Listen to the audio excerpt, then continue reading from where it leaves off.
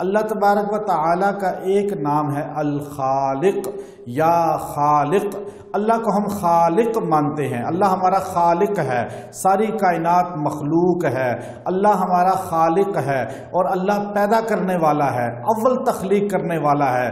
نہ اس سے پہلے انسان کا نمونہ تھا، نہ انسان دنیا میں تھا، نہ انسان وجود میں تھا، نہ عالم ارواح میں تھا۔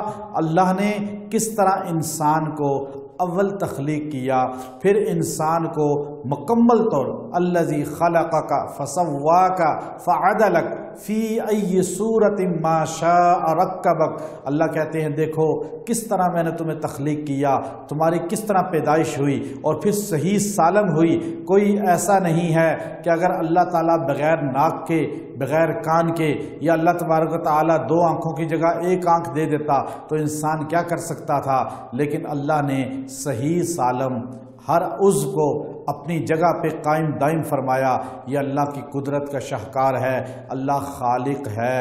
جب اگر بچہ پیٹ میں ہو اور وہ عورت روزانہ 100 مرتبہ یا خالق یہ پڑھ کے دعا بھی کرے اور پانی پہ دم کر کے پیے بھی، انشاءاللہ بچہ ہر نقص سے پاک پیدا ہوگا۔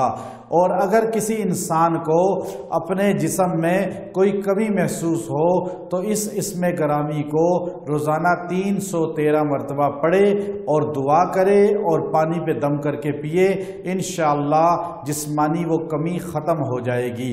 اللہ تبارک و تعالیٰ کا یہ اسم گرامی اللہ کی قدرت کا شاہکار ہے۔ اگر انسان اپنے آپ کو تنگدستی کے اندر مبتلا دیکھے اور یہ دیکھے کہ دعائیں قبول نہیں ہو رہی اور یہ دعائیں کرتا ہے اور اللہ کے ہاں قبولیت نہیں اپنی کمی کی وجہ سے، انسان کی کمزوری کی وجہ سے، تو یہ انسان روزانہ یا خالق 300 مرتبہ عصر کی نماز کے بعد بیٹھ کے پڑھے اور اللہ کے حضور خشوع خضوع سے دعا کرے، انشاءاللہ یہ مستجاب الدعوات بن جائے گا۔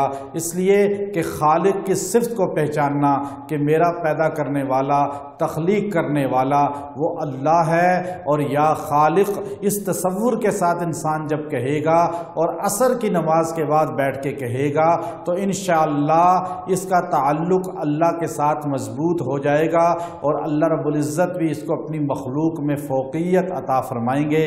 وآخر دعوانا ان الحمد للہ رب العالمین۔